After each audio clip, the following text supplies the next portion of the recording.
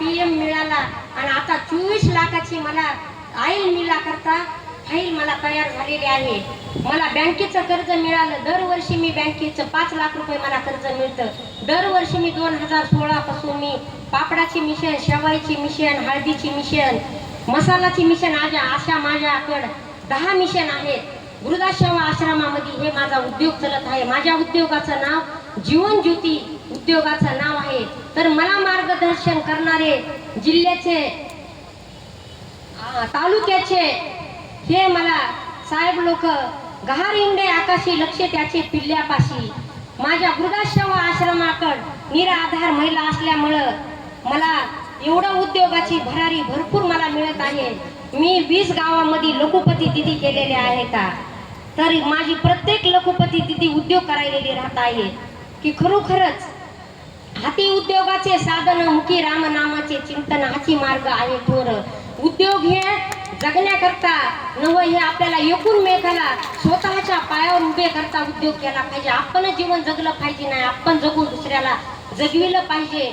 आणि खरोखरच आपण उमेदच्या माध्यमातून आपण बचत केली पाहिजे आहे. कमीने नाही ती श्रीमंती, बचत केली ती संपत्ती, येणेच होईल जीवन उन्नती. आपल्या ह्या उमेदनं एवढी जीवनाची उमेदी मिळाली आहे. आज ह्या पिढी मॅडम आज आपल्या उमेद करता हे आपले तालुक्याचे लोक, जिल्ह्याचे लोक आज आपल्या करता कसा पर्वत कसा उचलायलेले कृष्णानं उचललेला तसा हे उचलायलेले आहेत. आज आपल्या अज्ञान महिला करता ते आज एका महिन्यापासून ह्या 2 वर्षाने मी बघते आपला आज बीड जिल्हा एवढा स्तरीवर आहे. मुंबईला मी 15 दिवस सरसला होते. तर सरसचं उद्घाटन माझ्या हातानंच केलेलं घे भरारी मधून.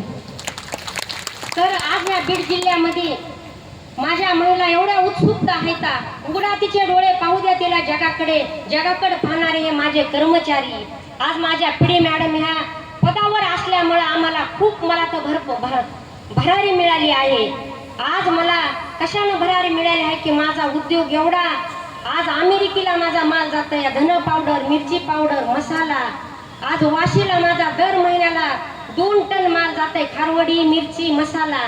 पुन्हा कुर्ल्याला जातोय. वर्ध्याचे साहेब आपल्या बचत गटामध्ये काम करणार आहेत. महिन्याला 5 किलो मसाला माझा पुरेनं माझा ते मसाला नेत आहेत.